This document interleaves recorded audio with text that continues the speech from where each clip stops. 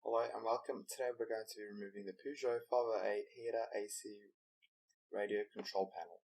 Now starting off, there are two little covers towards the top of the panel.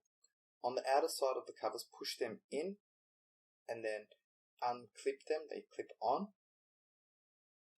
And then beneath these covers there'll be T15 torx screws. Do the same thing for the other side, push it in on the outer side and then pull out. You can see the two torx screws, one on that side and one on the other side. Remove these torx screws and then with a plastic tool, you do not want to use a flathead middle screwdriver. Get in between the panel and the dash and then it should slide out quite easily.